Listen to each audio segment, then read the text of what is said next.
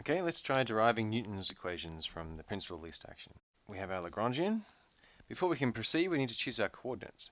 Now we understand Newton's laws most easily in Cartesian coordinates, so we'll pick those. We'll pick our original r, in other words, our x, our y, and our z. That's step one. Step two is put our Lagrangian into these coordinates. Well, I happen to know kinetic energy in terms of Cartesian coordinates. It's a half mv squared, so it's a half m x dot squared plus y dot squared plus z dot squared. And the potential is going to be some function of x, y, and z. Okay, and now I use my Euler-Lagrange equation. Now remember, our Euler-Lagrange equation is d dt. Our coordinate's going to be x, y, z. Let's just do the x version, x dot. And so we have to take the derivative of this with respect to x dot.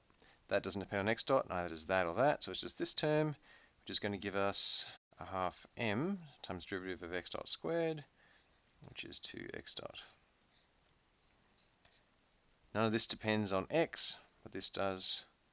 Don't forget that minus sign and that minus sign are going to add together to give us a plus. And so the half and the 2 are going to cancel, and we end up with just mx dot, and the derivative of that is of course mx double dot, and that's equal to minus delta u delta x, which is of course just the force in the x direction.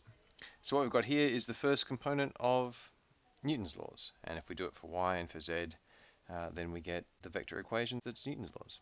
So going forwards is extremely easy, although going back took us 12 minutes of rather dense algebra and calculus.